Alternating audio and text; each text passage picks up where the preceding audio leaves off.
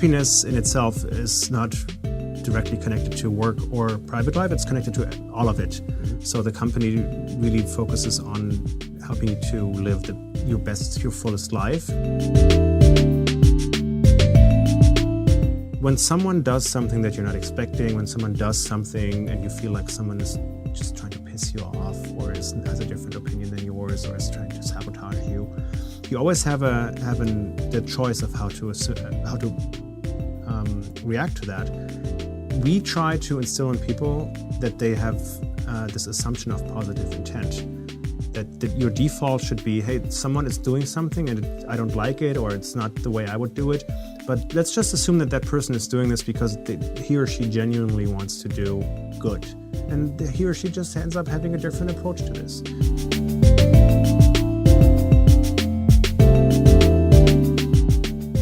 Hello and welcome everybody to this new episode of the Sparkr Podcast. In this episode, we will talk about the importance of culture for success of companies and other factors that make the workplace better for everyone. And this time, it is my great pleasure to talk to Timo Pelz from Facebook. I had the amazing opportunity to get insights directly from within the Facebook headquarters in Silicon Valley. Before recording, Timo took the time to show me the whole campus, which is very impressive.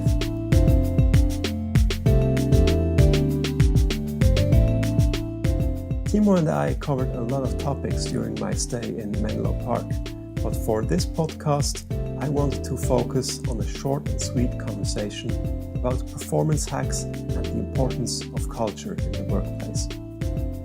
My name is Christian Lundsgaard, aka the Sparkr, and without further ado, please enjoy this episode of the Sparkr Podcast with Timo Pelz from Facebook.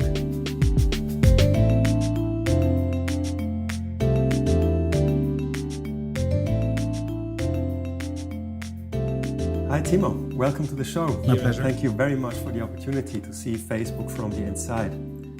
It truly is an impressive campus you have here in Menlo Park. And what amazed me in particular was the large open office space we were walking through just before starting to record this episode of the Sparkr Podcast. To start off, could you please provide the listeners with some key facts about the Facebook headquarters? So what you're referring to was one of the buildings that we have here, which is one of the, if not the largest, open office floor plan buildings in the world. And it's very much an embodiment of one of the key aspects of the culture here, and that is transparency and openness. Be open is one of the key company values, and that is very much reflected in the layout of this large open office building, where no one has their own office. Everyone just sits out in the open. We believe that it helps people to collaborate, that it's more communicative. And as you've seen as we walked through, it's not as crazy loud as you might think. It's very much a very focused place of work. And the way the building is designed is that the sound actually doesn't travel too far.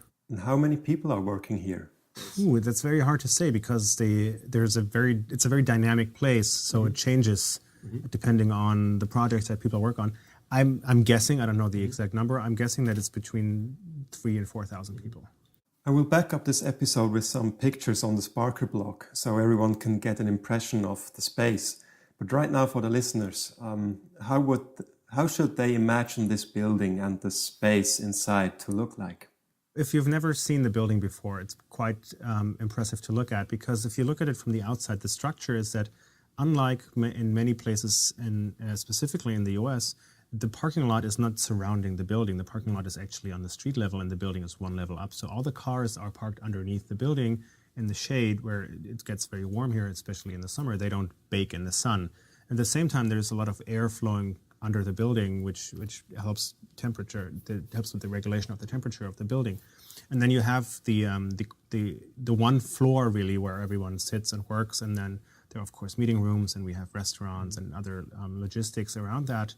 And it's not like you would imagine a big call center of rows of tables after rows of tables. It's more, it's very organic. There is a path that goes through it in a loop. that kind of leads you around. And as you walk around the building, you will see that there are these little colonies almost, where teams come together and have their own space to work together as a team. You mentioned that the architecture and design of this building also symbolize the core values of Facebook. You mentioned transparency, for example. What other values are embodied by this office's design and architecture? We also talked about the materials and so on. So what can you tell us about that? Well, I think one of the other key values of this company is called focus on impact. And that means that we always focus on the best way to do our jobs. So you will hardly find a Facebook office where you see flashy materials or unnecessary structures. So the materials that are used are very much just in the service of the people working there. And the philosophy is that give people what they need to do their job, and don't go way over that. So it's not as flashy or impressive as you might think in terms of high-end materials used. It's very much functional. And all of this could also be reshaped and adjusted fairly quickly, right? So, which is also kind of a referral to how quickly the technology and the company is evolving.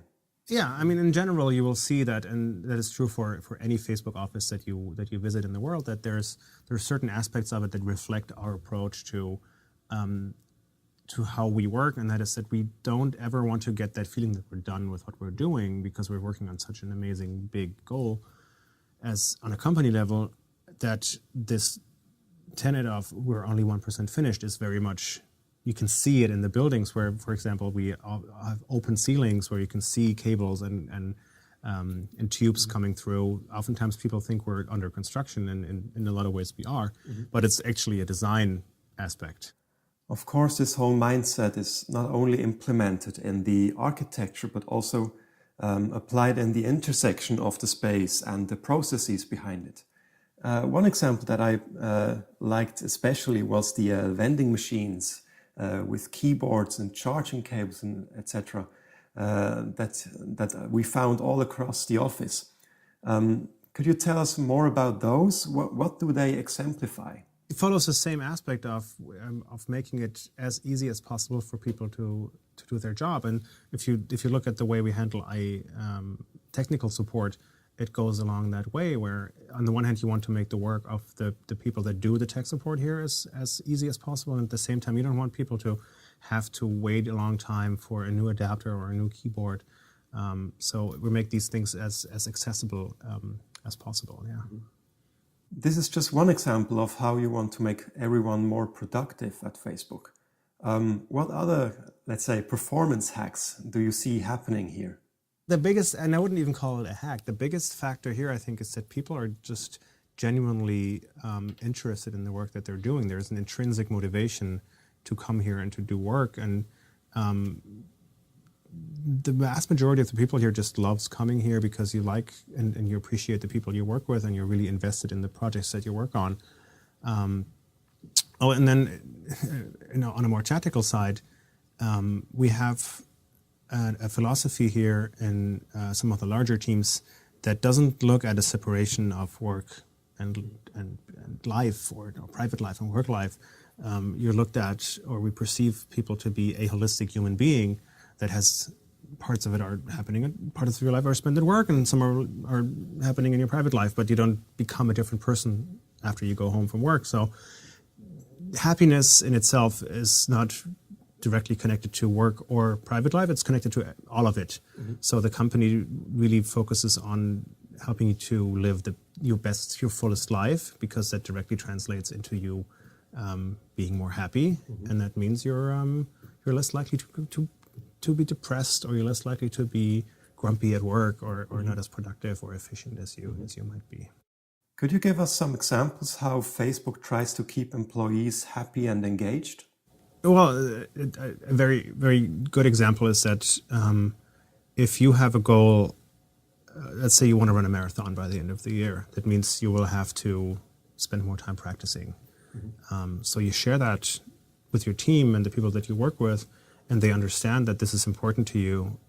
So the company gives you the room to take more time, to go for a run in the middle of the day, to to make this a priority for you and not have it interfere with other things that might be going on. And at the same time, the company encourages you to learn new things, to get new experiences that are not always directly tied to your core job. We also support learning and development in that area, of course. But then there are other things that you might want to accomplish, learning a new language, for example. The company will give you the room to do that. What are other ingredients of a productive workforce that contributes to the mission of the company? Before we started recording, you mentioned at Facebook you don't incentivize individuals, but more often you incentivize teams. How does that work? Well, yeah, so there's this relates to not incentivation, but to goal setting. Okay. And so we often have a situation where separate teams share the same goals, which kind of enhances this way of looking at things from a cooperative point of view rather than a point of view where you go into competition mode, right? So whenever you understand that you're not in it for yourself, or your team is not in it just for themselves, but you're sharing goals across teams, it becomes a situation where when one team loses, the entire project loses, or the greater team loses. Mm-hmm. So this naturally supports a very cooperative work environment where compromise is oftentimes easier reached. Now, of all the aspects we talked about over the last couple of hours during my stay here, what are the things that other companies can easily apply themselves without using up too much resources or anything like that? So I personally believe that transparency and openness is something that is very much important. I have worked in other places before I started working here, and their information has often been treated as a currency, and that leads to it really poisons the workplace when people are left guessing and they don't know what's going on, or why are we making decisions in a certain way, or what is happening. So the fact that there's a very open and transparent culture here, I think, is something that contributes to a lot of different things. And then another area that I feel that every single person can start doing in their work life is, and that's something that I haven't done this my entire life, but the moment I started doing this, after I learned about it here, it has had a profound impact. And that is when someone does something that you're not expecting, when someone does something and you feel like someone is just trying to piss you off, or has a different opinion than yours, or is trying to sabotage you, you always have the choice of how to react to that. We try to instill in people that they have this assumption of positive intent, that your default should be, hey, someone is doing something and I don't like it, or it's not the way I would do it, but let's just assume that person is doing this because he or she genuinely wants to do good. And he or she just ends up having a different approach to this. Mm-hmm. This might not always be the case, but it changes the way you approach a situation. It changes the way you react. It makes your day less dark, and it doesn't poison your soul as much. Mm-hmm. That is something every organization can adapt right away, I think. Is that something that has to come from the leadership, or can it be a grassroots kind of thing? What do you say? That's always very hard to say. It depends. If you look at Facebook is not a company that's been around for a very long time, right? And obviously here, the culture has grown organically. So the answer to your question here is we did both. It comes from the top, but at the same time, it's reinforced from the bottom. I personally believe that a culture can only exist if the people that are the leaders are living it, and they're setting an example. Yeah. But on the flip side of that, even if the leader is the best example ever, if people don't follow suit and they don't believe or buy into the culture, it's not going to spread either. So it's not as black and white as you might think. Yep. But I think it's definitely helpful if leadership drives it and fully believes in it. What experiences did you have with Mark Zuckerberg or Sheryl that were proof of them living by the same principles like other employees? Well, I don't know how openly I can talk about this, but what I can say is that every person that works at Facebook is, at the end of the day, someone who's an employee at Facebook, and the leadership here doesn't have their own corner office. They sit at the same tables that everyone else sits at. They go to the same cafes to eat, and they act just like normal people, and that leads to us perceiving them as normal people. From the extended conversation we had before recording this episode, I had the impression that another important part at Facebook is the way you approach decision making. Facebook's mission is to connect the whole world, and obviously it is crucial to correctly prioritize so you can reach this large goal. How does the decision-making process look like, and how do you prioritize? Well, first of all, people are encouraged to make decisions here every single day. We encourage boldness, to be bold, to be courageous, and to not be afraid to fail, because failure is always a great learning experience. And the decisions that are made across the company that I think are more far-reaching than most are actually not the ones about the things that we end up doing. They are more about the things that we don't do. Ruthless prioritization is something that's very much important here. And it oftentimes comes down to there are 7 or 8 things on the table that you could potentially doing, and they're all worthwhile doing. But with the resources at hand, you can hardly succeed in all of them. So it comes down to prioritizing and figuring out where you can have the highest, best, most impact, and to be able to pursue that. And how do you evaluate where you can have the highest impact? Like in many other areas here, there isn't one way of doing things. So I can possibly ever tell you what how the company in itself does it. I can tell you how I approach it, and that is oftentimes you lean into the people that you work with. You have the privilege of working with brilliant minds here. So I would consult people, get their opinion. I look at my own resources, and I judge what I think I'm capable of doing. And then there's a certain point where you're just going to have to make a call. And sometimes it's based, if you're in a very data-driven part of the company, it's probably based on data. But in other areas, it sometimes is a gut feeling. Now I would like to do a little thought experiment and turn everything upside down. So far, we've been looking for the ingredients of a productive and happy workplace. In contrast, how would the worst workplace look like in your opinion? What do you think would a workplace look like that is doomed to fail? Well, so I before I joined Facebook, I worked in advertising, and which is why I appreciate this job so much, because in advertising I didn't really have exposure to. I'm not going to throw advertising as an industry under the bus, but there are lots of areas in advertising where people are not encouraged to make decisions. Where a lot of the things that we just talked about, where information is withheld, where people aren't appreciated, where you feel that the company doesn't really care about you as an individual. And those are the things, more than the wrong process or the wrong approach to things, those are the things that inevitably end up hurting the company, because that ends up discouraging people. It contributes to people burning out quicker. It ends up with people not caring about the job that they're doing or the name that's outside of the building on the door. And when that happens, I think that's a fast track to failure, because people just don't identify with their work anymore. Basically, a company is nothing more than a tribe of people who want to achieve great things together. In the most ideal case, I would say so, yeah. By now, it should be clear that to a large extent, it is all about the people. How do you get the right people inside the company, and how do you keep them? A lot of companies only look at qualification when they hire. And while that is a very important aspect of any hiring process, I feel that it's often neglected to look at the attitude of people or the culture fit, if you want to say so.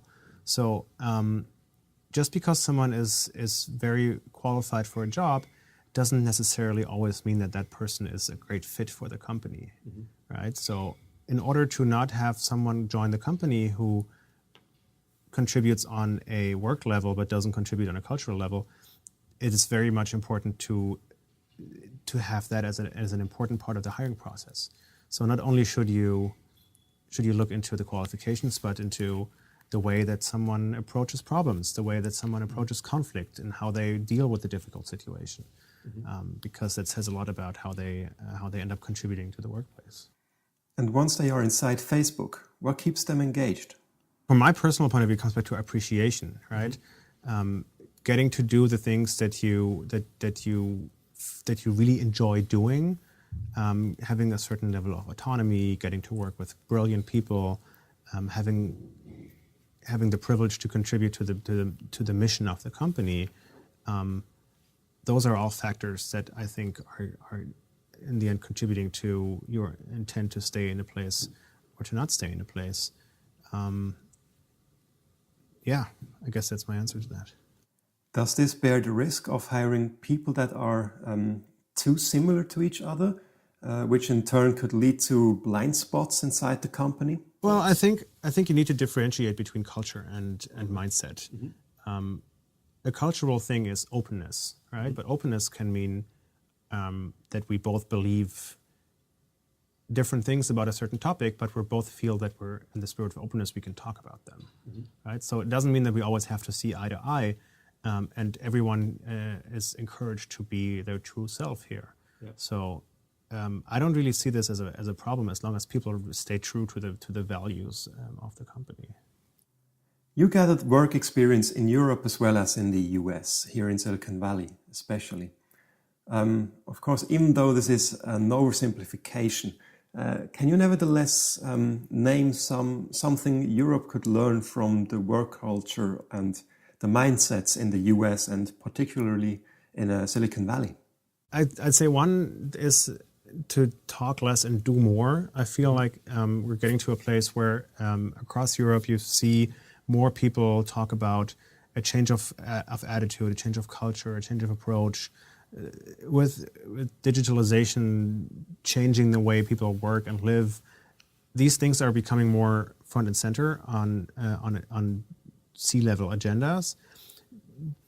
But I feel that oftentimes people miss the right point to turn theory into action. Okay. So to start by starting is better than to just have the seventh or the eighth round of a conceptual approach drafted by some strategy board. Yeah.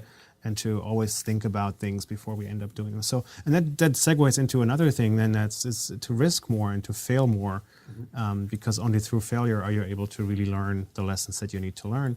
And then the third one is probably, and I keep coming back to this, is to be a little bit more transparent and open and trusting in your people. To give them the opportunity to do things, to trust them to take the right risks, to trust them to make the right decisions. These are great points, but still remain pretty abstract. Are there concrete ways how a company and its leaders can demonstrate trust to employees? Well, failure is part of the culture here. So I don't, and there are different ways of failing, right? So if you fail and you create damage or you break the law or you are reckless, that's obviously not what I'm talking about here. But taking a calculated risk and failing, I have never seen someone suffer from that or being punished or reprimanded for that. And it's quite the opposite. Oftentimes those are exactly the people that are celebrated because they're courageous and because they're taking leaps. That sounds good. I would say this is an inspiring point to round up our conversation. Encourage people to take leaps. Thank you very much, Timo. It was a pleasure to get a feeling for Facebook from the inside, and I very much appreciate you taking the time and sharing your insights on this episode of the Sparkr Podcast. I would say, let's take off into the weekend. All right. Happy weekend. Thank you very much, Timo.